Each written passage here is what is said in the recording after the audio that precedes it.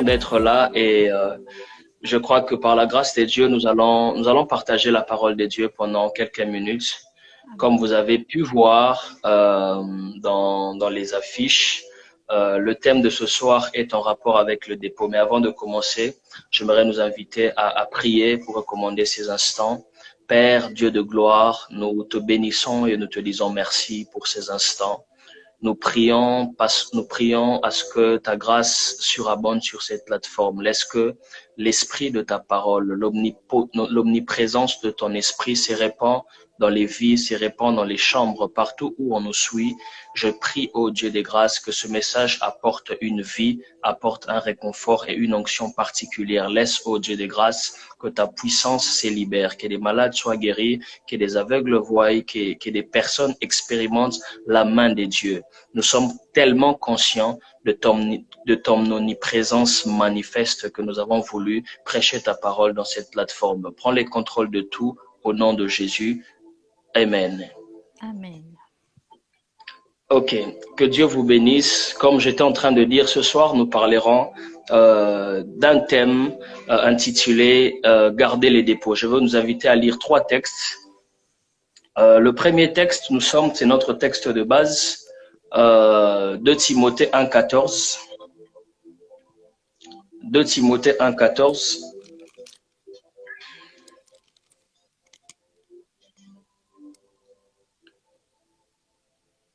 La Bible est en train de dire, c'est l'apôtre Paul qui est en train de parler à son fils dans la foi, Timothée. Bonsoir au missionnaire Abel Ngaliema que je vois là. L'apôtre Paul est en train de dire à Timothée, garde le dépôt par le Saint-Esprit qui habite en nous. Et le deuxième texte, nous lisons, nous sommes dans 1 Roi.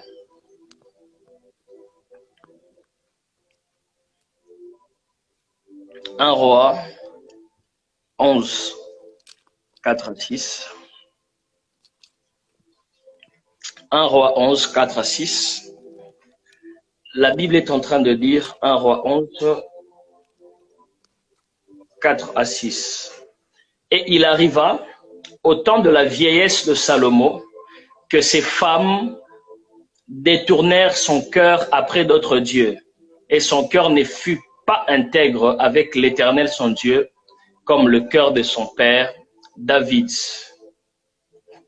Et Salomon suivait Astarté, divinité des Sidoniens, et Malcom, l'abomination des Ammonites. Ainsi Salomon fit ce qui est mal aux yeux de l'Éternel, et il ne suivait pas pleinement l'Éternel comme David son père. Et nous lisons un dernier texte dans 1 Samuel 12. 1 Samuel 12, 1, 4. La Bible déclare, alors Samuel dit à tout Israël, voici, j'ai obéi à votre voix dans tout ce que vous avez dit, et j'ai établi un roi sur vous. Et maintenant, voici le roi qui marche devant vous. Quant à moi, je suis vieux et j'ai déjà tout blanc. Voici, mes fils aussi sont avec vous. Et pour moi, j'ai marché devant vous dès ma jeunesse jusqu'à ces jours. Mais voici témoigné contre moi devant l'Éternel et devant son roi. De qui ai-je pris le bœuf? De qui ai-je pris l'âne? De qui ai-je opprimé? De qui ai-je foulé de la main? De qui ai-je pris rançon pour fermer mes yeux sur lui? Et je vous l'ai restitué. C'est Samuel qui est en train de faire l'apologie de son ministère en parlant de son parcours, en expliquant comment est-ce qu'il avait fini. En parlant ce soir du dépôt, de garder les dépôts, avant d'introduire mon message, j'aimerais parler un tout petit peu de la situation qui se passe actuelle, ce que nous vivons sous une pandémie qui fait en sorte que plusieurs organisations terrestres arrivent à changer de système.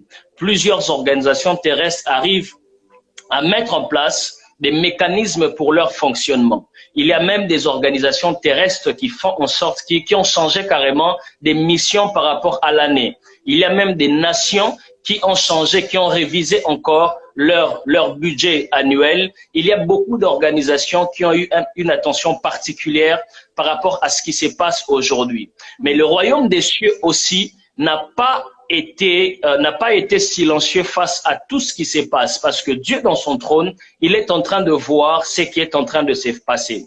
Mais j'aimerais communiquer une information très importante en rapport avec le conseil divin, en rapport avec ce qui se passe au ciel, c'est que le royaume des cieux n'a pas changé les objectifs en rapport avec son royaume. Le royaume des cieux n'a pas changé la perspective de Dieu par rapport aux hommes. Le royaume des cieux n'a pas changé ce qu'il a toujours établi depuis la venue de Christ, c'est-à-dire le salut des âmes. Le salut des âmes, c'est quelque chose qui n'a pas changé. Le confinement n'a pas poussé à Dieu d'instruire aux églises de gagner par les âmes. Le confinement n'a pas poussé aux hommes de Dieu d'instruire à leurs disciples de se taire. C'est que c'est la bonne nouvelle que j'annonce à quelqu'un ce soir. Si les organisations humaines ont changé faute de moyens, l'organisation céleste maintient à tout prix cette urgence de gagner des âmes parce qu'on n'a plus le temps. Alléluia. L'urgence actuelle du royaume des cieux, confinement ou pas, c'est de gagner les âmes.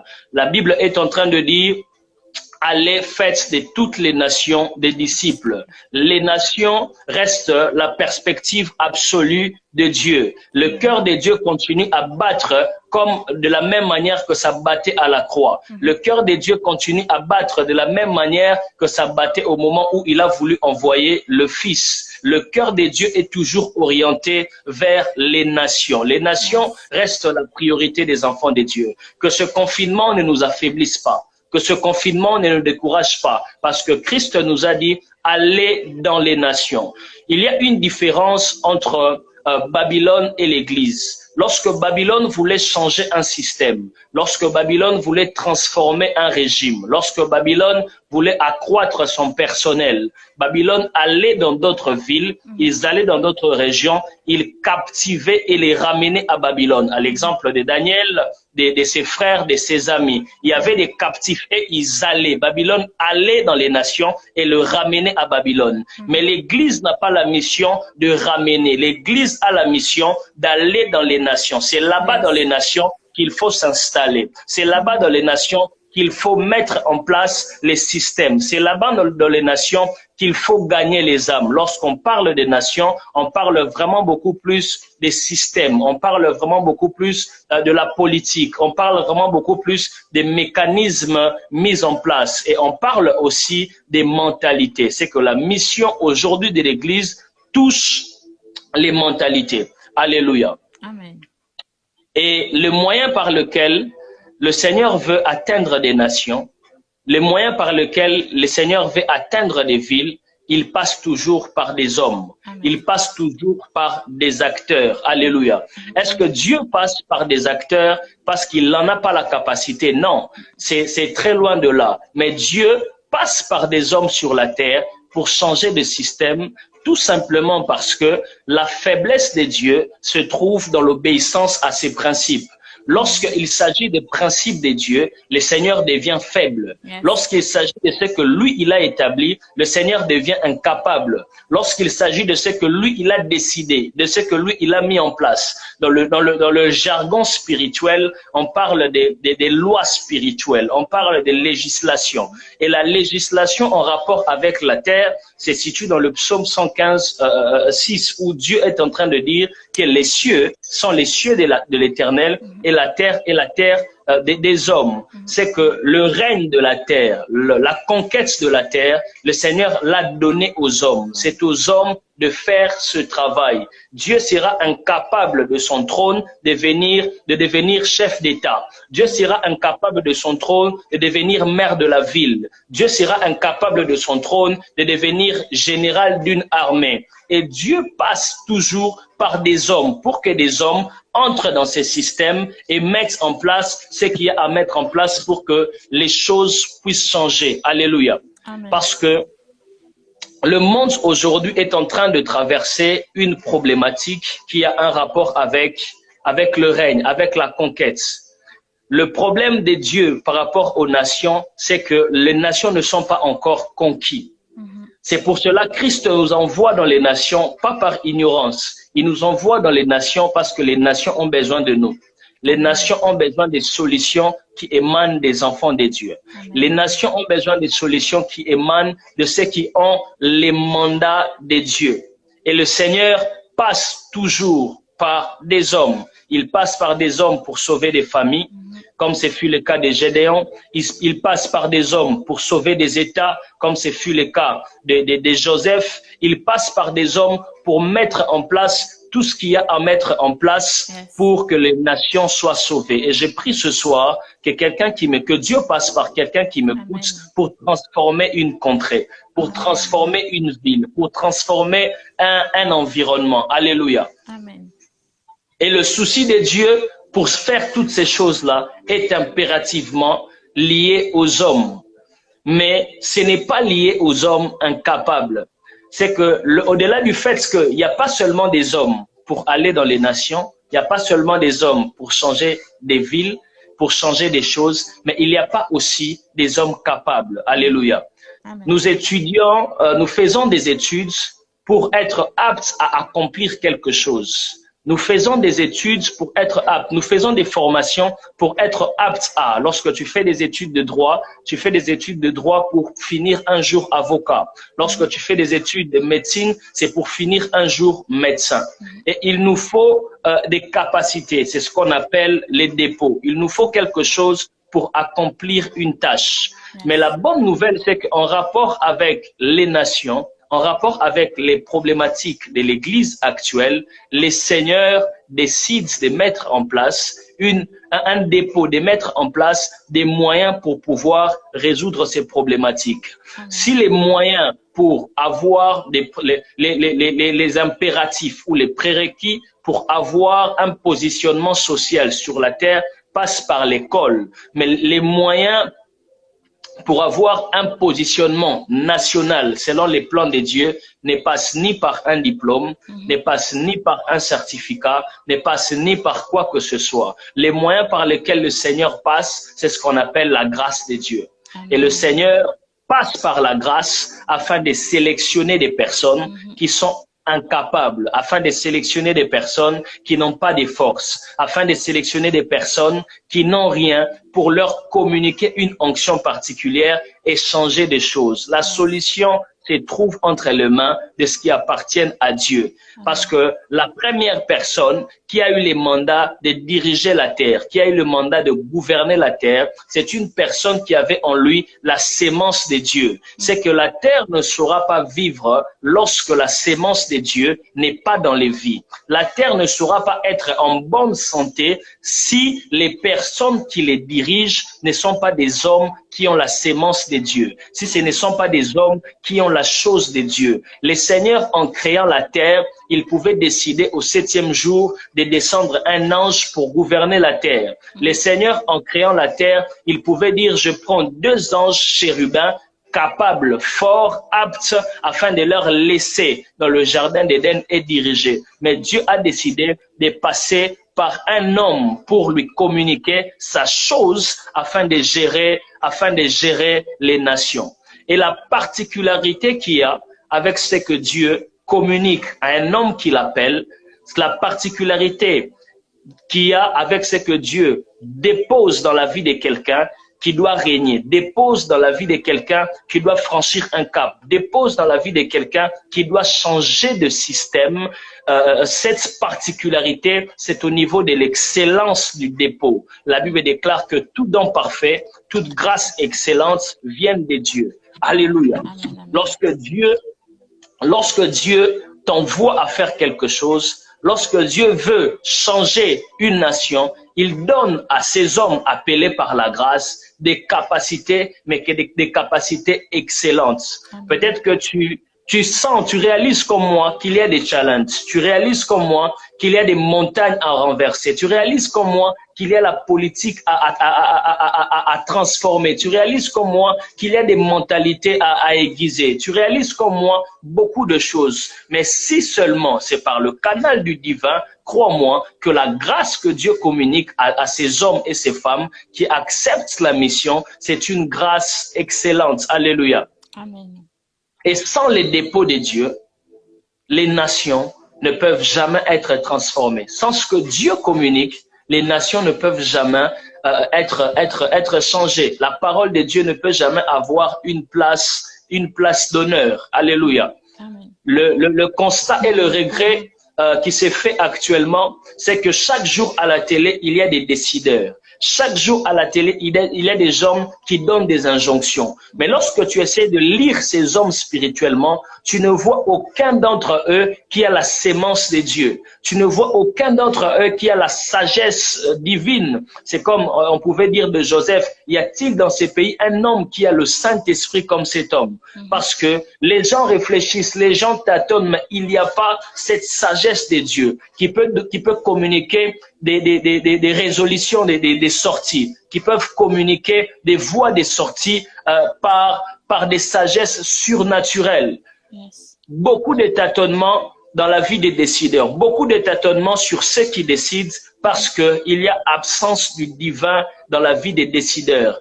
Et la foule, la grande partie, ne peuvent que suivre et pouvoir se tromper. J'ai pris qu'après ce confinement, que le Seigneur élève des chrétiens, qu'ils élèvent des hommes et des femmes qui ont sa sémence afin de s'établir dans des positionnements, des décisions, afin de s'établir dans des positionnements, des sagesses, des perspectives. Comment est-ce que on peut remonter l'économie? Comment est-ce que on peut augmenter notre politique? On peut changer notre politique de chômage. Comment est-ce qu'on peut aider les démunis? Comment est-ce qu'on peut atteindre les foyers? Comment est-ce que on peut unir les nations? Et par-dessus de ces stratégies, comment est-ce que on peut gagner tous ces hommes et ces femmes pour le Seigneur? Alléluia. Amen. Et lorsque Dieu nous envoie dans les nations, il prend en charge de nous communiquer les dépôts. Il prend en charge de nous communiquer son onction. Il prend en charge de nous communiquer sa puissance. Il prend en charge de nous communiquer tout ce qui est de notre capacité, tout ce qui est de sa capacité pour qu'on puisse réussir. Amen. La première information par rapport à mon thème, c'est que le problème de Dieu n'est pas au niveau de la provision.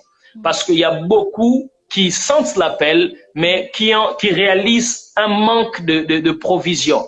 Ils sentent l'appel, mais qui réalisent aussi en même temps un manque de capacité. Laisse-moi te dire ce soir que lorsque Dieu appelle, il prend soin de communiquer la grâce nécessaire pour accomplir la mission. Lorsque tu sens un fardeau, ça peut prendre le temps que ça prendra, ça peut prendre la durée que ça prendra, mais le Seigneur prend en charge de communiquer dans ton intrinsèque les capacités nécessaires pour pouvoir réaliser cela. Alléluia. Amen. Voilà pourquoi, parce qu'il savait que les disciples allaient dans les nations, il leur a dit, ne quittez pas Jérusalem, mais attendez le Saint-Esprit. Le Saint-Esprit, c'est le dépôt que Dieu communique aux hommes. Le Saint-Esprit, c'est le dépôt que Dieu communique aux hommes, dépendamment de la mesure des grâces, dépendamment de la mission. Mais parce que nous sommes dans un temps où la mission de Dieu s'est élargie, parce que nous sommes dans un temps où les stratégies de Dieu se sont élargies. Au commencement, lorsque Dieu s'est choisi un peuple, le Seigneur avait un seul objectif. Le Seigneur avait un objectif d'atteindre Canaan. Lorsque Dieu a oint Moïse, il a oint Moïse par rapport à Canaan. Lorsque Dieu établit l'Église, l'onction de l'Église, c'est plus que l'onction des prophètes. Parce que l'onction de l'Église, c'est l'onction qui nous amène dans les nations. Peut-être en parlant des nations, on a une idée d'une contrée ou seulement d'un endroit. Mais en parlant des nations, on parle des États-Unis d'Amérique. En parlant des nations, on parle de la Chine. En parlant des nations, on parle de l'Europe. On parle de l'Inde. On parle de l'Afrique. On parle de tous les pays du monde entier. Cite autant de pays que tu veux et dis-toi que Dieu veut que j'aille dans ces pays pour gagner les âmes. Alléluia. Est-ce que quelqu'un comprend la charge de la mission que Dieu nous donne? Mais est-ce que cette mission peut s'en suivre avec une grâce légère? Voilà pourquoi on dit les dons que Dieu donne, les grâces que Dieu communique, c'est des grâces excellentes. Alléluia. Amen. Alléluia. Amen. Tu as en toi des choses que Dieu n'a pas données à Moïse. Tu as en toi des choses que Dieu n'a pas données à Ézéchiel. Tu as en toi des choses que Dieu n'a pas données à Daniel. Parce que ces hommes devaient travailler pour un peuple. Mais ta présence sur la terre, c'est de travailler pour des nations, pas pour une nation. C'est pour travailler pour des nations. Alléluia. Amen. Alléluia. Amen. Et c'est alors que Dieu communique les dépôts. C'est alors que Dieu communique les dépôts. Et pour commencer mon message de ce soir, c'est que le problème du dépôt, les problèmes du choix de Dieu, les problèmes de l'appel, le problème de la vocation, le problème des nations, le problème de ton utilité pour le royaume n'est pas forcément sur la capacité d'être appelé. Parce que ça, tu le sais. Le problème en rapport avec ton appel, le problème avec les dépôts, c'est situé forcément au niveau de jusqu'où tu peux garder les dépôts. Alléluia. Amen. Beaucoup désirent l'onction. Beaucoup désirent la puissance. Beaucoup, pour eux, ici, dans cette plateforme, c'est des rappels que je suis en train de faire. Ils savent que notre contrée, ils savent que notre zone, ils savent que ma mission à moi, ma famille ne pourra pas me contenir. Ils savent que mes amis ne peuvent pas me contenir. Ma ville ne peut pas me contenir. Mon continent ne peut pas me contenir. Je suis un homme des nations. Je suis un prophète des nations. Je suis un apôtre des nations. Je suis un ouvrier des nations. Mais le problème se situe par la gestion de ce que Dieu te communique. Alléluia. Le problème de beaucoup n'a pas été le fait de connaître l'appel. Le problème de beaucoup n'a pas été le fait d'être disponible pour aller dans les nations. Le problème de beaucoup n'a pas été le fait de se sentir prêt pour aller. Mais le problème avec cette génération, le problème avec ces temps, c'est de savoir jusqu'où je pourrais garder la chose de Dieu. Alléluia. Yes. Jusqu'où je pourrais garder la chose de Dieu. Jusqu'où je pourrais grandir même dans la chose de Dieu. Ici, j'aimerais ouvrir une parenthèse pour dire que Dieu, lorsque Dieu communique la grâce, Dieu ne donne pas une petite onction. J'entends souvent des gens dire que son onction a grandi. Non, l'onction ne grandit pas. Les dons ne grandissent pas. La Bible dit que Dieu donne un don parfait et une grâce excellente. Mais c'est nous qui grandissons dans l'onction. Alléluia. C'est nous qui développons nos capacités dans l'onction. Il y avait des jeux vidéo comme des PlayStation 1, PlayStation 2. Lorsque ces jeux vidéo sont sortis, on pensait qu'on pouvait acheter des CD pour utiliser le jeu vidéo, que ça passait impérativement avec le CD. Mais le jeu vidéo n'a pas changé. Le jeu vidéo est resté jeu vidéo, mais c'est notre capacité qui nous a amené à comprendre que un jeu vidéo peut aussi marcher avec un flash disque. Un jeu vidéo peut aussi marcher avec une clé. Un jeu vidéo peut aussi marcher avec un câble. Et ça n'est plus utile d'acheter. On est même allé plus loin de se dire, mais avec un jeu vidéo, on peut aussi télécharger sur Internet. C'est pas important d'acheter les CD. Le jeu vidéo est resté jeu vidéo, mais c'est nous qui avons développé notre conception du jeu vidéo. Et c'est ça l'onction. L'onction, lorsque Dieu communique l'onction, il te donne une onction pour toute ta vie.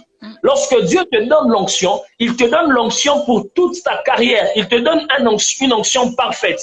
Mais c'est ta manière de gérer l'onction qui te fera voir que j'ai progressé de 1, j'ai progressé de 5, j'ai progressé de 10, dépendamment aussi de comment est-ce que le Seigneur est en train de t'amener. Et je prie et je déclare ce soir que le Seigneur te fasse grandir dans l'onction, que tu découvres dans ton onction des potentiels que tu n'as jamais découverts, que tu découvres dans ton onction des grâces que tu n'as jamais vues, que tu découvres dans ce qui est en toi. J'ai pris ce soir que l'onction explose dans ta vie. J'ai pris ce soir que l'onction explose dans ta vie, que ce qui bouillonne à l'intérieur s'extériorise dans le nom de Jésus, que ce qui bouillonne à l'intérieur s'extériorise parce que c'est des choses qui sont en toi. Alléluia. Amen. C'est que le problème avec ce que Dieu nous donne, c'est au niveau de comment est-ce que on les gère, jusqu'où on va garder la chose de Dieu. Le texte qu'on a lu de un roi nous montre l'histoire d'un homme choisi par Dieu. Cet homme, c'est un homme d'exception. Il fait partie des rares personnes. Il fait partie des rares personnes que Dieu est apparu en songe. Cet homme, c'était un homme extraordinaire. Dans son parcours, il a eu la grâce de Dieu comme rarement on l'a vu dans la Bible. C'est un homme qui n'est jamais né prince, mais il est devenu roi. La manière dont il est devenu roi émane d'une grâce exceptionnelle. La Bible est en train de parler, cet homme s'appelle Saül. Il est devenu roi au travers d'une circonstance. La circonstance, c'était la perte des ânesse. Donc, lui-même, ce qu'il a amené dans la royauté, c'était des erreurs. Ce qu'il a amené dans la royauté, c'était une perte. Son père a perdu des choses, en train de chercher. Ce qu'il a amené dans la royauté, il était en train de sillonner. Mais ça l'a amené jusqu'à devenir roi. Ça l'a amené jusqu'à prendre l'onction. Salomon faisait partie des rares personnes qui persuadaient simplement en les regardant. La Bible est en train de dire que sa renommée s'était tellement accrue que des gens venaient dans son palais pour voir comment est-ce qu'il gérait le palais, comment est-ce qu'il gérait le royaume. Des gens étaient stupéfaits. On dit même que la tenue de ces militaires était épatante. Lorsque tu regardes Salomon, tu regardes comment est-ce qu'il gérait les choses. C'était un homme qui avait le zèle pour Dieu. C'était un homme qui avait plein de choses. Il avait plein de potentiel. Il avait la richesse, il avait la sagesse, il avait tout. Il aidait même les autres nations. Il avait un jugement équitable. Il ne pouvait pas assister à des scènes, mais être en mesure de trancher un problème. Cet homme avait une onction, il avait un dépôt de Dieu par rapport à son appel. Il avait quelque chose d'extraordinaire. Il avait quelque chose de merveilleux. La vie de Salomon, c'était une vie qui était à cette époque-là une vie qu'on enviait. Lorsqu'on regardait Salomon, on avait l'impression que c'est le profil type de la prospérité dans l'univers. Salomon était le profil. La Bible dit qu'il n'y avait aucun sage comme lui. Un homme très prospère. Mais dans notre texte de Samuel, on nous montre aussi un thème, un homme qui est en train de faire l'apologie de la fin de sa vie. Mais ce qui m'intéresse, c'est le début de sa vie. Cet homme qu'on appelle Samuel, c'est déjà quelqu'un qui est né dans beaucoup de difficultés. C'est quelqu'un qui n'était pas dans les critères de naître. Sa mère, Anne, par la sensibilité prophétique de savoir qu'il y avait un besoin dans le sacerdoce, il a demandé à Dieu en faisant un vœu par rapport aux besoins. L'une des capacités de la prière, de l'efficacité de l'exaucement, se repose aussi par l'intuition prophétique de détecter les besoins de Dieu par rapport à une nation. Et Anne avait cette intuition prophétique de savoir qu'est-ce que Dieu recherche, parce que les enfants d'Élie, les sacrificateurs, ne marchaient pas bien. Et Anne, par l'intuition prophétique, Anne, par l'intuition de la femme, la sensibilité, lorsqu'il est allé au temple, il a senti qu'ici, il y a quelque chose qui manque. Et il a dit à Dieu, lorsque tu me donnes cet enfant, je le donnerai pour toi. Et lorsque Samuel est arrivé, Samuel a été dédié à Dieu. Mais la Bible est en train de nous dire que cet homme a commencé le ministère avec beaucoup d'erreurs. Il a commencé l'œuvre de Dieu avec beaucoup d'erreurs. Il a commencé l'œuvre de Dieu avec beaucoup de tâtonnements. La Bible est en train de dire dans 1 Samuel 3 que Samuel servait l'Éternel au temple, mais il ne connaissait pas Dieu. Il avait même des problèmes au niveau de la connaissance de Dieu. Il avait même des problèmes au niveau de la révélation personnelle de Dieu. Au point où même, lorsque Dieu est venu l'authentifier son appel, parce qu'il était déjà mis à part depuis le ventre de sa mère, lorsque Dieu l'authentifie son appel, il n'arrivait pas à capter la voix de Dieu. Beaucoup d'erreurs. Beaucoup d'erreurs Samuel a commis au début de sa foi. Il était que là dans les temples en train de servir. Mais lorsqu'on comprend que ces deux personnages avaient la chose de Dieu. Ces deux personnages étaient choisis par Dieu. Quelqu'un qui a bien commencé avec une sagesse infinie, un autre qui a mal commencé avec beaucoup d'erreurs, mais la Bible est en train de nous montrer les fins de cette personne. Avant d'aller plus loin, j'aimerais dire ici qu'il est possible de bien commencer et de mal finir. Mais il est aussi possible de mal commencer et de bien finir. Le problème du dépôt, les problèmes de l'onction, ne se situe pas au niveau de lorsque tu le reçois. Le problème de l'onction se situe de jusqu'où tu arrives à gérer l'onction, jusqu'où tu arrives à gérer la grâce de Dieu. Salomon était un modèle incontestable. Lorsqu'on regardait Salomon, il avait une onction terrible. C'était un homme, lorsque les chefs d'État actuels, les rois de nations actuels, lorsqu'on veut t'élever dans un rang, même dans des cercles très avancés, lorsqu'on veut que tu arrives, lorsqu'on sent que tu as des problèmes de sagesse, on te fait lire 2 textes de la Bible, le livre d'Ecclésiaste et le livre des Proverbes. C'est parmi les livres dans lesquels les chefs d'État lisent beaucoup. C'est des livres de sagesse, des livres de prise de décision, des livres d'intuition. Alléluia. Amen. Et lorsque tu te mets à lire ce livre, ton esprit s'ouvre au travers de l'homme qui avait écrit, bonsoir, l'homme de Dieu Noé. Lorsque tu te mets à lire ces choses, ton esprit s'ouvre. Alléluia. Et c'est de cet homme de Salomon, on est en train de nous montrer une fin horrible. Parce que Salomon avait les dépôts. Salomon avait la grâce de Dieu. Mais il n'a pas pu gérer ce que Dieu lui avait donné. Déjà, tu n'es pas né prince pour être roi. Dieu te fait grâce. Deuxièmement, les manières qui t'a amené d'être roi, c'est des erreurs de sa famille. La Bible déclare, il cherchait les ânesses de son père qui étaient perdus. La Bible ne nous dit pas si c'est son père qui avait perdu les ânesses, si c'est lui qui avait perdu les ânesses, mais on peut seulement comprendre que c'est une famille des erreurs, la famille de Salomon. C'est une famille qui fait beaucoup des erreurs. Les ânesses faisaient partie des richesses en ces temps-là. Les ânesses faisaient partie de tout ce que quelqu'un pouvait posséder. C'était des trésors. Lorsque tu as des ânesses, on te considère dans les quartiers, dans la contrée, comme un homme riche. Mais comment est-ce qu'une famille pareille peut perdre les biens? Alléluia. Peut perdre tout ce qu'ils avaient de plus précieux. Et au-delà de cette erreur-là qu'ils ont commis, au-delà du fait qu'il n'est jamais né prince, mais il a pu avoir l'onction royale. Mais Salomon a eu du mal à gérer l'onction. Salomon a eu du mal à gérer la grâce de Dieu. Salomon a eu du mal à faire en sorte que ce que Dieu avait mis en lui puisse se développer, puisse croître. Parce qu'au temps de Salomon, il n'y avait même pas de guerre. Mais Salomon a eu du mal à gérer l'onction. Je vois beaucoup de gens vouloir l'onction, vouloir être loin, vouloir gagner les nations, vouloir de l'impact. Mais le problème, ce n'est pas au niveau de l'impact. Le problème, ce n'est pas au niveau des invitations. Le problème, ce n'est pas au niveau des enveloppes. Le problème, ce n'est pas au niveau d'être appelé daddy ou quoi. Le problème se trouve au niveau de la gestion de l'onction, de garder les dépôts. Et nous voyons tous la fin de Salomon. Salomon qui était aimé de Dieu. Salomon qui avait expérimenté Dieu. Salomon qui avait vu des grandes choses. La Bible est en train de dire qu'il est devenu idolâtre. Il a commencé à faire des sacrifices. Et même des commentateurs bibliques vont plus loin en disant même que les sacrifices que Salomon faisait, c'était des sacrifices de bébés. Voilà pourquoi il avait 1000 femmes. Parce que le nombre de femmes de Salomon, c'était simplement dû au sacrifice que Salomon livrait aux idoles, livrait à Satan.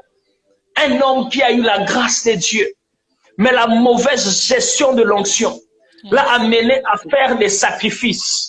J'aimerais dire à quelqu'un ce soir que la présence de l'onction ne nous exclut pas des propositions sataniques. Amen, amen. La présence de l'onction ne nous exclut pas des propositions que Satan propose. La Bible déclare qu'il transporta Jésus.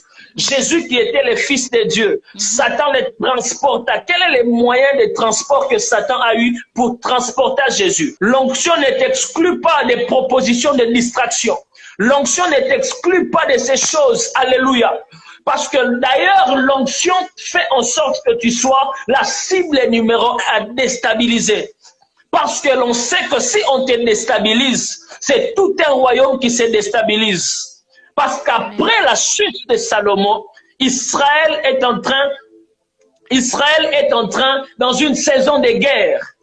Lorsque toi tu tombes, tes proches peuvent entrer dans une saison de guerre. Lorsque toi tu tombes, ta famille peut entrer dans une saison de guerre. Lorsque toi tu tombes, ton entourage peut entrer dans une saison de guerre. Ton église peut entrer dans une saison de guerre. Ici, je parle des guerres physiques, mais aussi des guerres intérieures, des guerres de l'âme. Lorsque toi tu tombes, plusieurs peuvent abandonner la foi. J'imagine cette femme, cette reine qui était allée voir Salomon lorsqu'il avait l'onction, apprendre les témoignages de Salomon, lui dire que celui que tu avais envié est devenu idolâtre. Celui que tu avais envié a eu 1000 femmes. Je suis en train d'imaginer ces hommes et ces femmes qui regardaient Salomon de loin.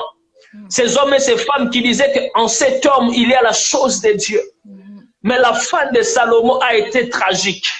La fin de Salomon a été inimaginable. On ne pouvait pas imaginer que Salomon peut finir comme ça. Et ces choses datent aussi longtemps que l'onction continuera à faire office dans les vies des gens. Aussi longtemps que la chose de Dieu se déposera en nous, il y aura des influences pour nous déstabiliser. La gestion de l'onction, c'est la chose que tu dois demander le plus à Dieu. Un jour, je venais de faire une erreur, je me rappelle encore. J'ai dit à Dieu, Seigneur, si tu veux me prendre l'onction, tue-moi. Parce que je ne peux pas vivre sans l'onction. Je ne peux pas vivre sans la chose de Dieu en moi. Parce que si tu n'as pas l'onction, tu n'es rien. Salomon est allé même plus loin afin de toucher au spiritisme, à l'invocation des morts. Cet homme que Dieu aimait, rarement dans la Bible, le Seigneur lui-même est apparu aux gens. Mais en ce qui le concerne, on dit que Dieu est apparu à Salomon. Il n'y a pas 10 personnes, 10 dans la Bible dans laquelle Dieu est apparu. Il n'y en a pas 10. Il n'y en a pas 10. Le Seigneur a envoyé des anges. Le Seigneur a envoyé des personnes physiques. Mais lui-même, il est apparu rarement. Rarement. L'apparition de Dieu, c'est incroyable. Mais cet homme-là expérimenté. Et il a mal fini. Les expériences spirituelles ne t'excluent pas de la chute. Amen. Alléluia. Amen. Les expériences spirituelles ne t'excluent pas d'une mauvaise gestion de l'onction. Parce que Satan continue de travailler. Et dire que Satan est bête, c'est être insensé. Alléluia. Il a fait tomber Adam et Ève, des hommes qui n'ont jamais péché. Il a fait tomber David, un homme selon le cœur de Dieu.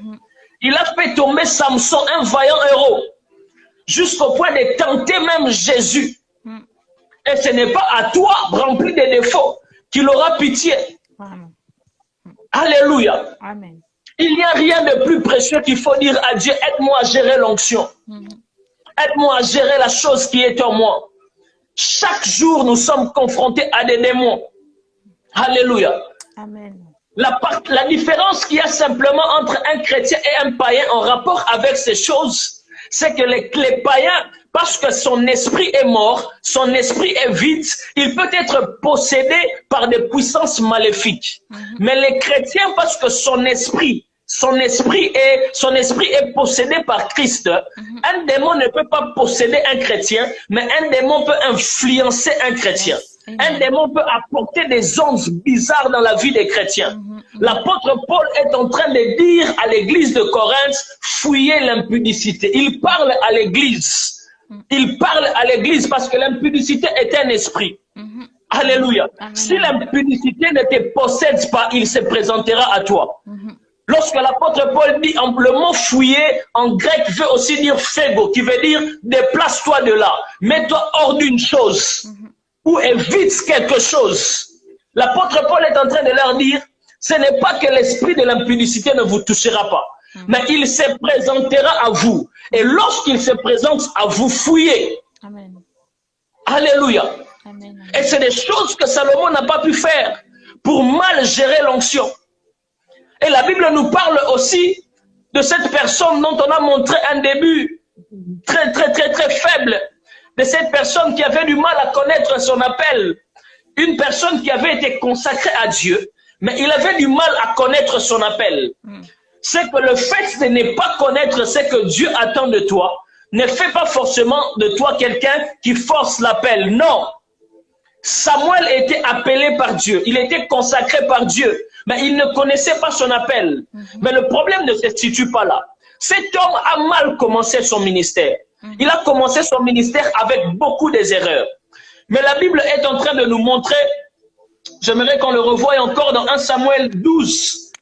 Cet homme qui a mal commencé en train de dire, il commence par le premier verset. Alors Samuel dit à tout Israël, voici, j'ai obéi à votre voix, tout ce que vous m'avez dit, et j'ai établi un roi sur vous. Et maintenant, voici le roi qui marche devant vous.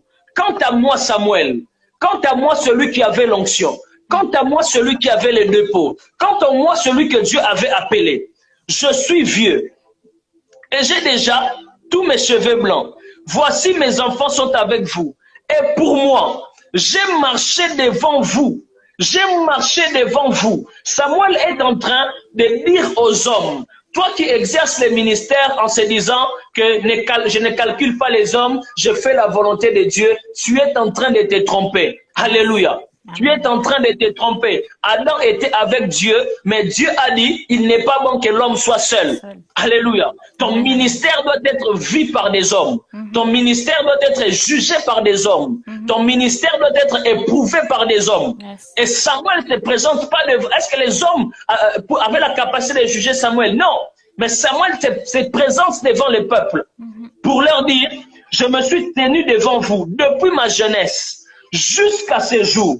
Mais voici témoigner devant l'Éternel. Je prends Dieu en témoin. De qui j'ai pris un bœuf, de qui j'ai volé quelque chose, de qui j'ai rien fait. Sinon, je veux le lui rendre. Alléluia. Yes. Je veux le lui rendre. Parce que Samuel, il prend même Dieu en témoin pour dire au peuple que j'ai gardé l'onction, que j'ai bien fini. Je crois au ministère qui finisse bien. Yes.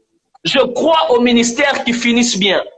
Je crois à des gens qui commencent bien et qui finissent bien. Amen, amen. Je crois à des gens qui commencent bien, qui cheminent bien et qui finissent bien. Amen. Je ne crois pas à la culture de l'erreur. Comme j'ai repris quelqu'un récemment, oh non, il y a toute réussite passe par l'erreur. Non, c'est faux. Amen. La Bible est en train de dire, ne négligez pas le faible commencement. Mais la Bible ne nous dit pas, ne refusez pas le faible commencement. Le fait de ne pas négliger un faible commencement ne sous-entend pas qu'un faible commencement sera mon partage. Alléluia. Amen. Alléluia.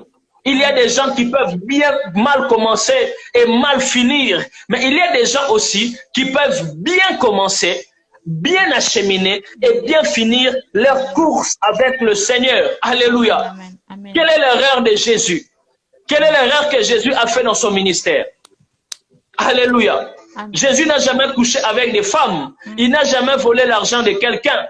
Il a même, à la fin de sa vie, il dit même à Dieu, Seigneur, rends-moi la gloire qui m'est due, parce que j'ai bien fini. Yes. Alléluia. Amen, amen. Et pour atterrir, notre texte de base nous démontre quelqu'un qu'on appelle l'apôtre Paul, qui est en train de parler à son fils Timothée. La Bible est en train de nous dire que ces choses dont je vous ai dit nous ont été annoncées pour nous servir de leçons. Et Paul connaissait cette réalité.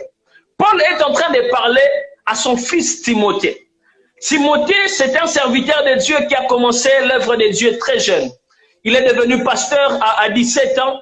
Et son pastoral, il exerçait dans une contrainte de challenge.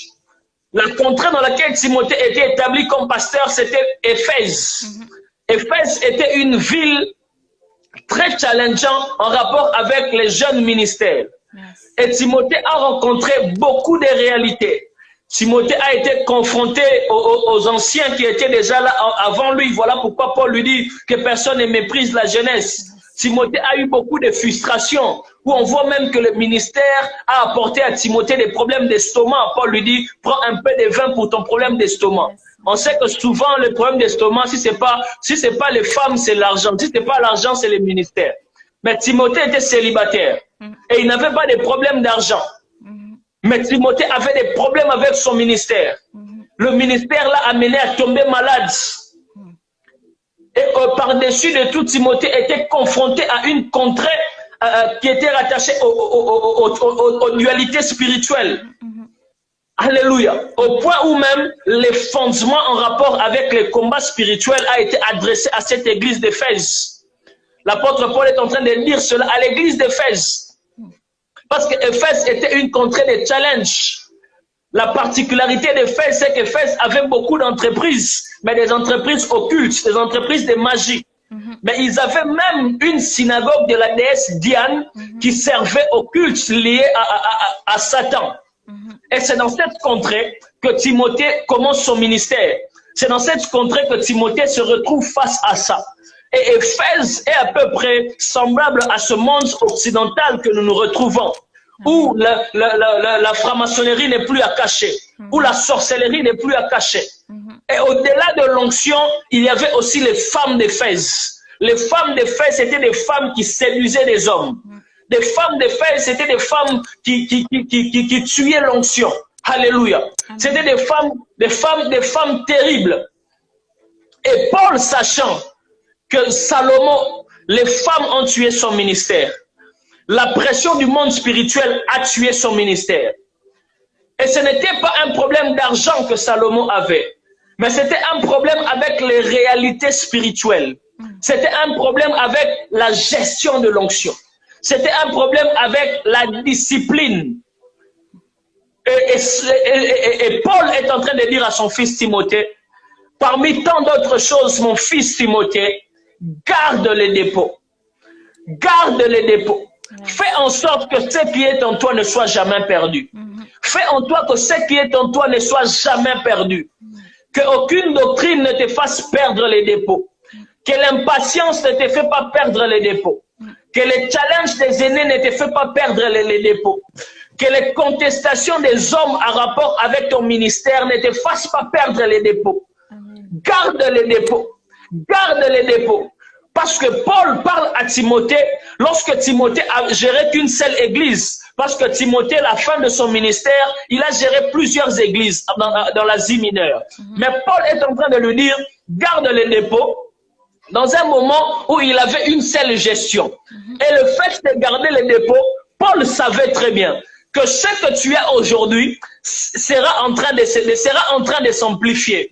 Les dépôts que tu as aujourd'hui, la gestion du dépôt que tu as aujourd'hui, te donnera d'autres villes de l'Asie mineure. Les dépôts que tu as aujourd'hui te donnera d'autres villes de la France. Les dépôts que tu as aujourd'hui te donnera d'autres villes de l'Europe. Mais ce que moi je te demande, concentre-toi à garder ça. Concentre-toi à garder cette chose. Concentre-toi à ce que cette chose-là soit conservée.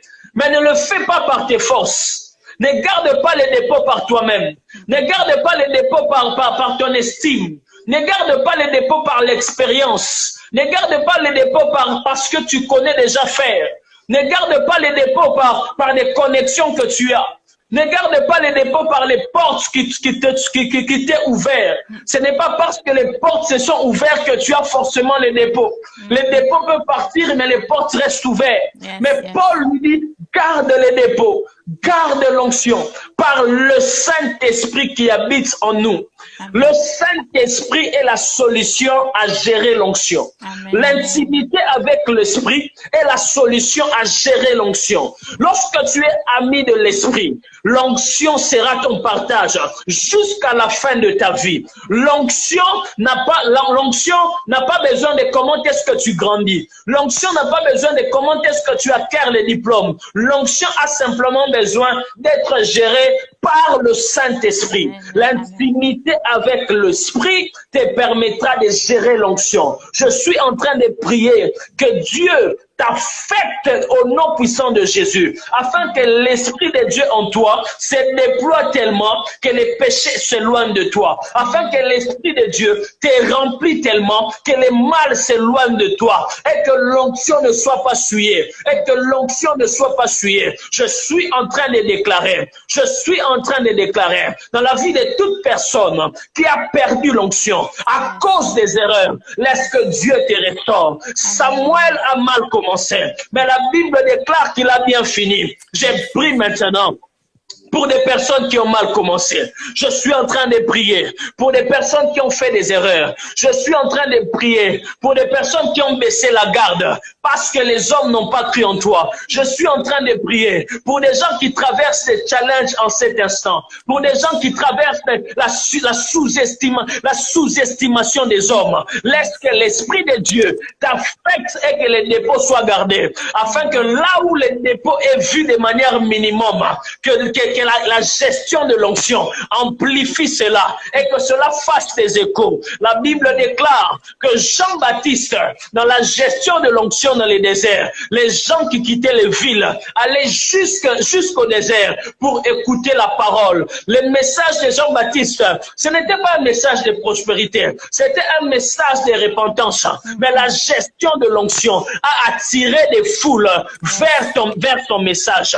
La gestion de l'onction attirera des foules, même si ton message ne plaît pas aux hommes, même si ton message n'est pas encore compris dans cette génération. Toi, ce que tu as à faire, c'est ce que Paul est en train de dire à Timothée. Gère l'onction avec le Saint-Esprit. Tous les matins, gère l'onction. Tous les midis, gère l'onction avec le Saint-Esprit. Jésus-Christ pouvait dire clairement qu'il n'y a rien de lui en moi, qu'il n'y a rien de lui en moi, parce que ce qu'il y a en moi, c'est le Saint-Esprit. Je suis en train de prier, je suis en train de prier, je suis en train de prier que Dieu amplifie la grâce dans les noms puissants de Jésus. Je suis en train de prier que Dieu amplifie la grâce, que là où tu es maintenant, regarde simplement cet écran et l'onction de Dieu affecte ta vie. La puissance de Dieu te libère maintenant dans ta vie. Dans les noms puissants de Jésus, je déclare et je décrète que tu ne feras plus jamais des erreurs. Je déclare et je décrète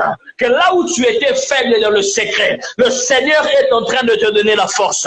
Le Seigneur est en train de te relever. Je suis en train de prier pour tous ceux qui sont sous l'influence du monde des ténèbres, que Dieu vous délivre maintenant. Je prie maintenant, par la puissance de l'onction, par la puissance de Dieu, que les délivrances opèrent là où vous êtes, au nom puissant de Jésus. Si la faiblesse ne t'arrive pas, ne te pousse pas à abandonner, la puissance de Dieu ce soir te fait abandonner cela by power, by force. In the name of Jesus. La Hashapaya. Le Afadi Paidela. La Shadabada Baide Kamashaba. Là où tu es, commence à prier. Commence à dire à Dieu, aide-moi à gérer l'onction. Aide-moi à gérer l'onction. Aide-moi à gérer l'onction. Aide-moi à gérer l'onction. Aide-moi à conserver mon témoignage pour que l'onction soit gérée. Je ne peux pas par ma force. C'est par l'esprit que j'y arriverai. C'est par l'esprit que je serai apte. C'est par l'esprit que je pourrai. C'est par l'esprit que je peux avancer. Le chemin est encore long. Le chemin est encore long. Le chemin est encore long. La Bible déclare que Élie a descendu les feux. Mais lorsque Jézabel l'a poursuivi, Élie n'a pas pu gérer l'onction. Élie a commencé à fuir dans les déserts. Mais ce que j'aime avec Dieu, c'est qu'il est celui qui redonne la force. Il est celui qui remet en nous la bonne gestion de l'onction. La Bible déclare que l'ange lui est apparu et l'ange lui a donné à boire et à manger. L'ange lui a dit, mange et bois, car le chemin est encore long. J'aimerais dire à quelqu'un ce soir, mange et bois la présence de l'Esprit. Mange et bois la parole de Dieu. Mange et bois l'intimité, car le chemin est encore long. Car le chemin est encore long. Si Samuel a bien fini, laisse-moi te dire que tu as 1000 raisons de bien finir. Parce que la Bible déclare que mon serviteur montera, il prospérera, il se lèvera bien haut. C'est que Samuel ne pouvait t'arrêter que bien haut. Mais toi, tu n'es pas dans la catégorie des serviteurs. Tu es dans la catégorie des fils.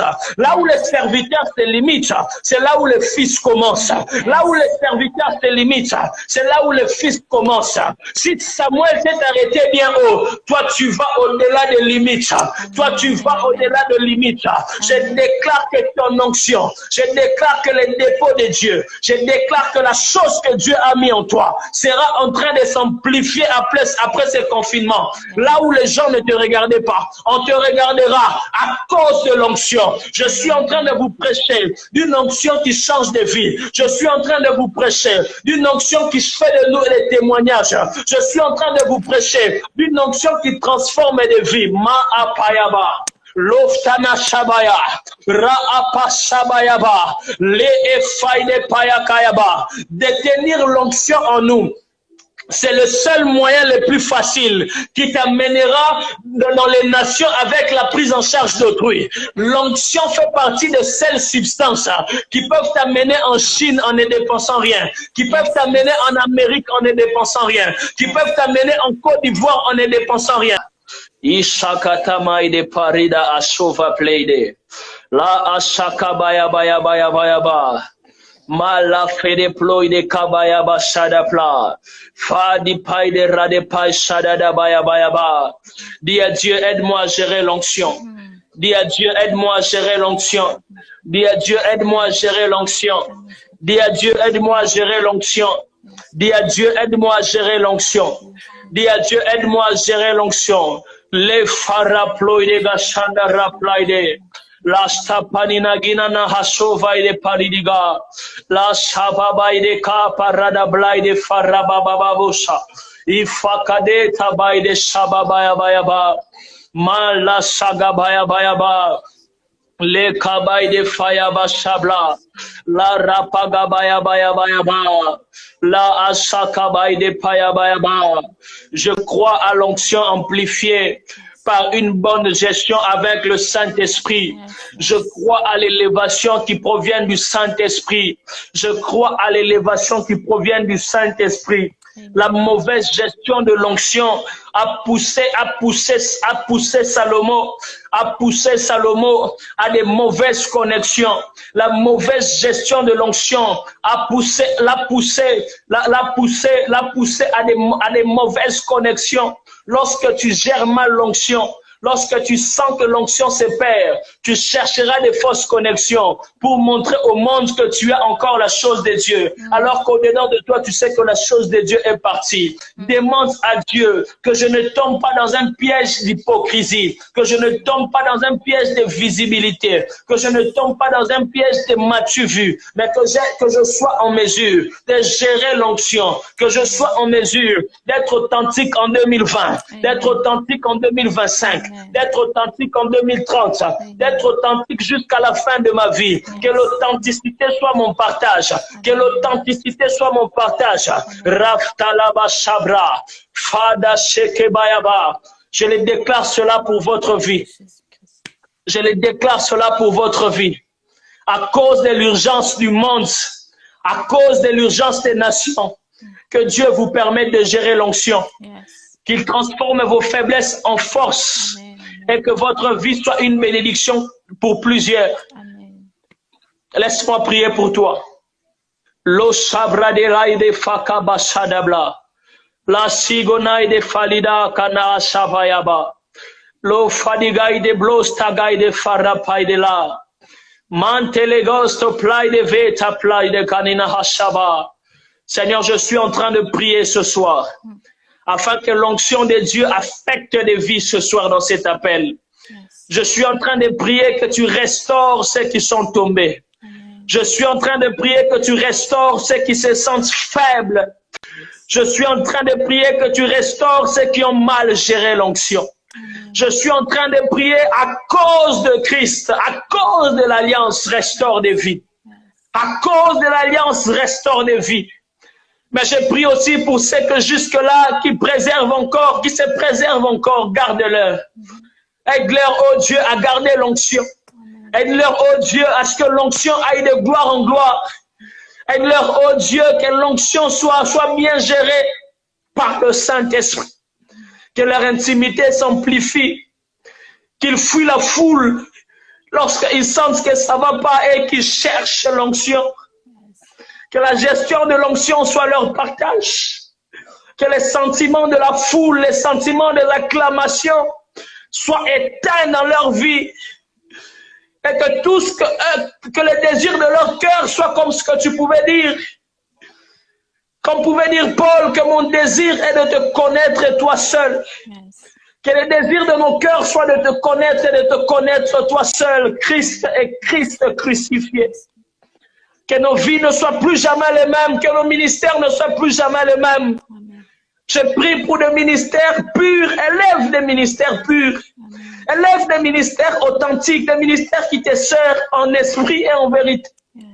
Fais en sorte que ces messages soient entendus, oh Dieu, que cela soit un carburant pour nous d'avancer, de ne pas baisser les bras.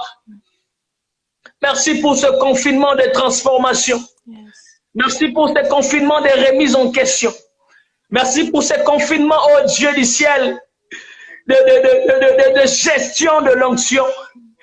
Merci pour ce confinement, oh Dieu, parce qu'après ce confinement, je crois que ta main sera vue dans le monde. Je crois que ta main sera vue dans les nations. Je crois que les systèmes seront gagnés. Je crois que nous changeons notre manière d'évangéliser. Nous changeons notre manière de prêcher.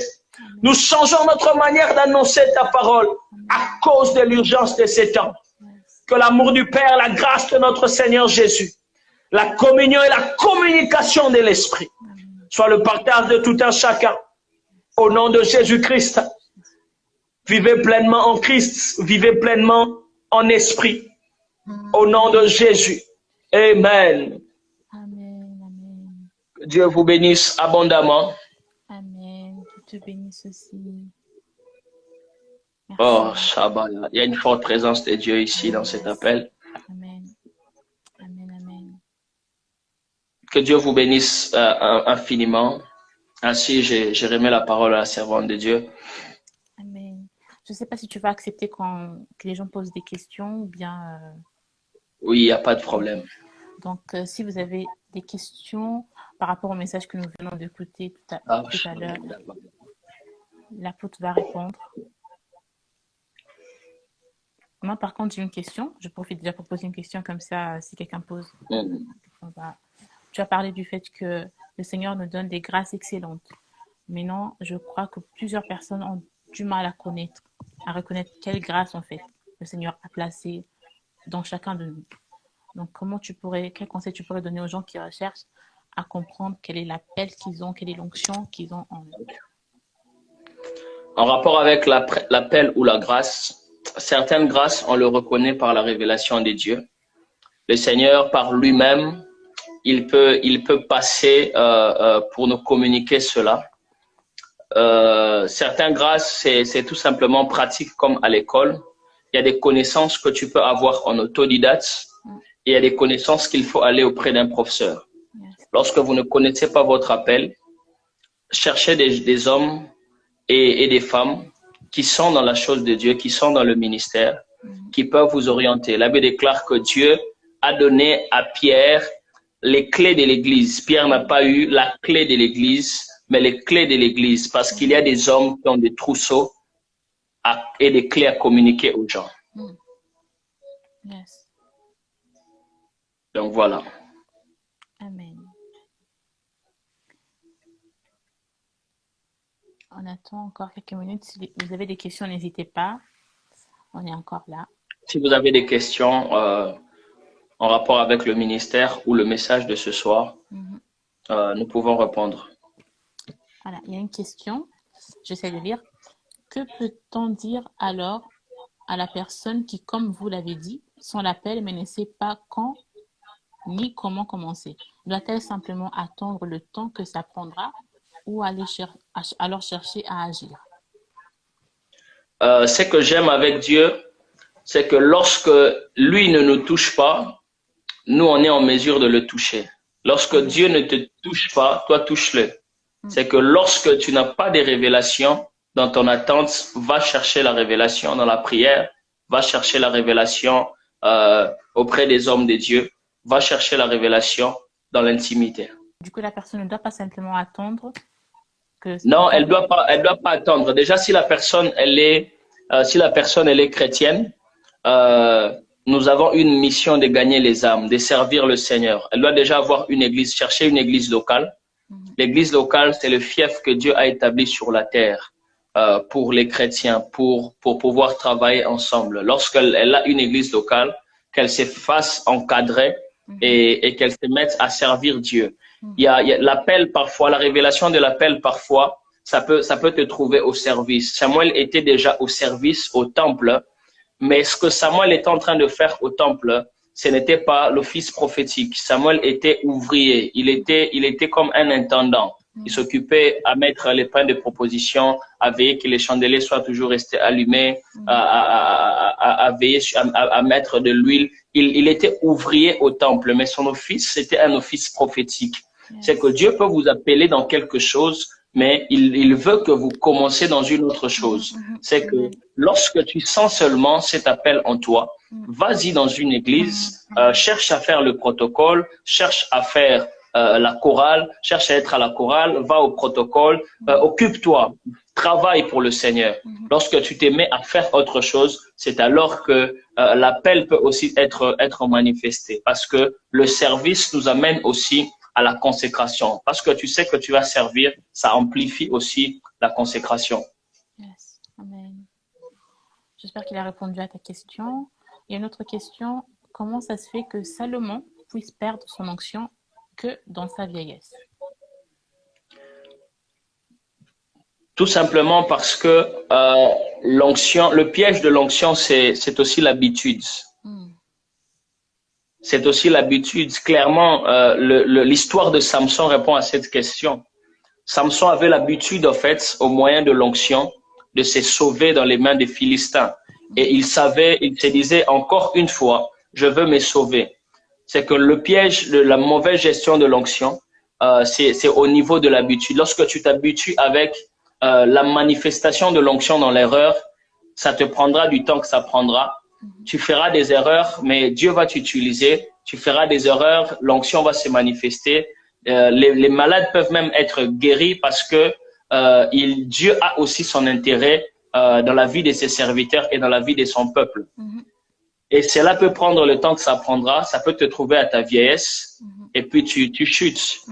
On ne s'habitue pas avec l'onction. Chaque jour, il faut gérer l'onction. Il faut gérer l'intimité. Il faut mettre des barrières. Il faut se discipliner, il faut se renouveler, il faut aller en retraite, il faut avoir une discipline, tous les mois avoir un jour où tu vas en retraite personnelle, la semaine où tu es en jeûne. Il faut quotidiennement être dans cet environnement.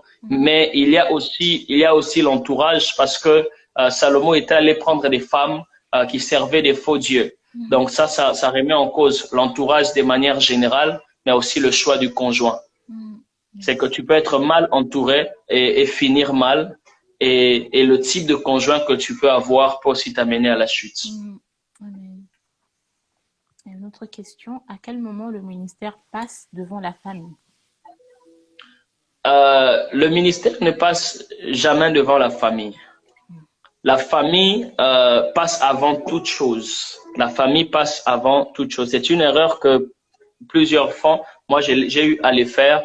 De croire que mon ministère est plus important que ma famille. Non, ma famille, c'est ma raison d'être, c'est ma responsabilité humaine, c'est ma responsabilité de chef, c'est ma responsabilité.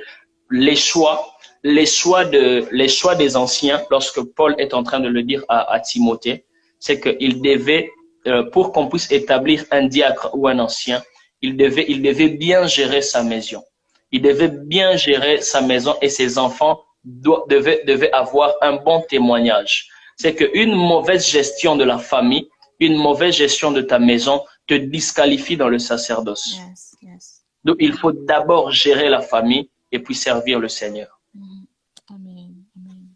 Et je ne vois pas comment est-ce que quelqu'un peut opérer dans l'onction maximale en ayant des problèmes de famille, parce que l'onction collabore avec l'être, ça collabore avec l'esprit en rapport avec son dépôt, ça collabore avec l'âme sur les dispositions, sur les pensées, sur les humeurs, sur les sentiments. Parce que lorsqu'on est triste, l'onction ne sera pas maximale, mais ça collabore aussi avec le corps, la vigueur. Lorsque ton corps n'est pas très en forme, l'onction ne peut pas être manifestée de manière maximale. Et pour que l'âme collabore avec l'onction, tu dois être en paix. Tu dois être tranquille, tu dois être détendu. Et si tu as des problèmes chez toi à la maison avec ta femme, tes enfants, je ne vois pas comment est-ce que l'onction sera maximale. d'où la famille passe avant le ministère jusqu'à la fin. Amen. Mais ce qui passe avant la famille et le ministère, c'est le royaume. Parce que le ministère, c'est l'individu. Mais le royaume, c'est le système. Yes. Amen. Alors, donc voilà. On attend encore 1 minute. S'il y a encore une autre question avant qu'on puisse clôturer.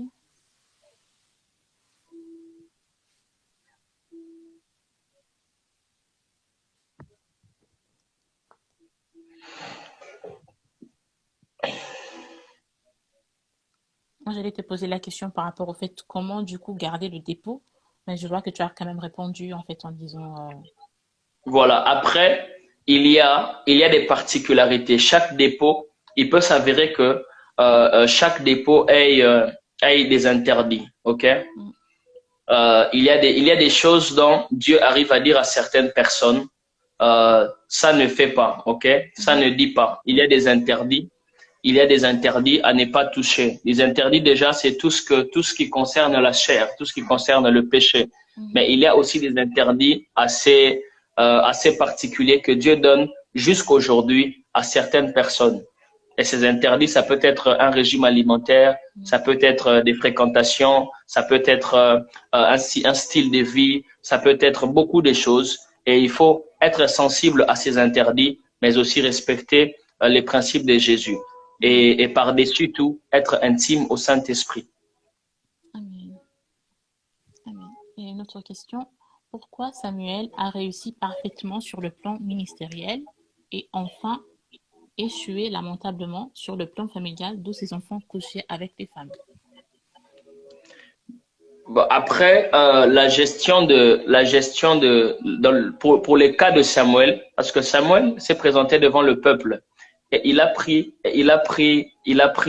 Dieu en témoin par rapport à son office. Il a mal géré sa famille. À quel niveau? Lorsque lorsque les enfants de Samuel sont en train de commettre des mauvais actes, les enfants de Samuel n'étaient plus sous la juridiction de Samuel. Lorsque moi, j'ai 80 ans, j'ai géré mes enfants 5, 10, 15, 20 ans. Mes enfants se marient, chacun va chez lui. Je ne vois en rien une erreur d'un de mes enfants de 30 ans retomber sur moi.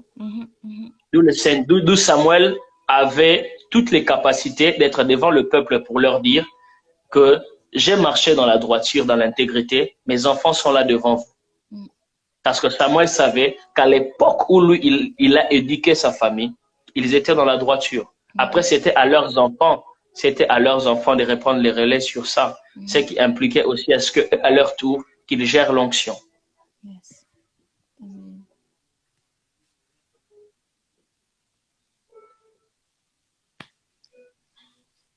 Je pense qu'il n'y a plus de questions.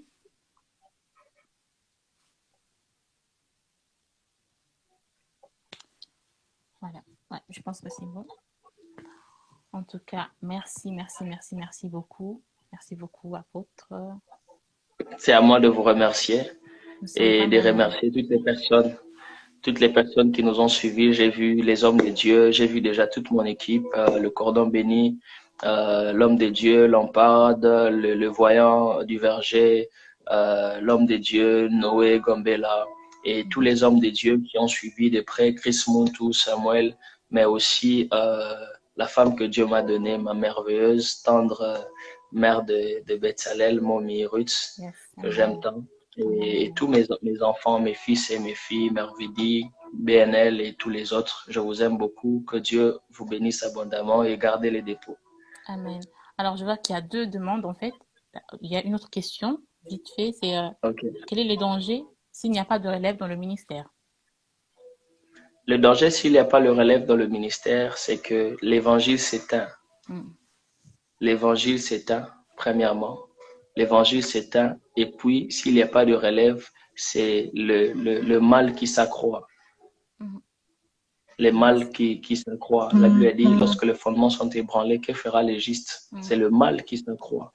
C'est les faux qui vont émerger. d'où il faut préparer la relève par la formation, par des écoles de disciples, par des académies de réveil, et voilà. Amen. Et il y a une autre demande, en fait, c'est le responsable du ce ministère, en fait, qui demande si tu peux prier pour le ministère Alpha Omega Ministries, donc notre page. Amen. Je veux prier. Seigneur Dieu de grâce, je suis en train de prier pour ce ministère qui fait un très grand travail au niveau de la Suisse. Mais je prie au Dieu du ciel pour celui que tu as établi dans ce ministère, afin, ô Dieu, que tu passes par lui pour apporter un très grand réveil. Merci parce que tu passes par un grand son au travers de ce ministère pour toucher la jeunesse. J'ai vu le Seigneur utiliser fortement ce ministère, mais principalement dans la jeunesse, par des programmes des jeunes, par des concerts de jeunes. Et je suis en train de demander à Dieu qu'il vous élève sérieusement au nom de Jésus, qu'il donne à ce ministère une sagesse comme jamais donnée aux nations, au nom puissant de Jésus. Que de ces ministères sortent des plans de croissance d'église. Que de ces ministères sortent des stratégies inédites d'évangélisation. Que de ces ministères sortent, ô Dieu du ciel, des hommes et des femmes riches. Des hommes et des femmes qui peuvent jouer un rôle capital à l'économie du royaume. Laisse que l'onction soit leur partage. Que rien, Seigneur, n'arrête ce projet, que rien n'arrête ce ministère, dans le nom de Jésus. Merci, ô Dieu du ciel, pour ce que tu fais en 2020. Merci, ô Dieu, parce que tu as repoussé certains programmes, parce que tu voulais encore les équiper. Merci, Seigneur, pour tous les ouvriers de ce ministère, qu'ils soient bénis, leur finance est bénie, leurs projets sont bénis, leurs études est bénies, au nom puissant de Jésus. Amen. Que Dieu vous bénisse. Amen, amen. Merci beaucoup, vraiment. Merci de tout cœur. Je vais partir. Ne manquez pas à vous abonner à notre page ainsi qu'à la page de l'apôtre Michael. Il fait un très grand travail en France. Donc, je vous conseille de le suivre, de suivre sa page. Et si Dieu nous fait grâce, je pense qu'il y aura des collaborations dans le futur. En tout cas, ça ne manquera pas. Amen. Que Dieu vous bénisse plein de bonnes choses. Je vous laisse. Amen, amen.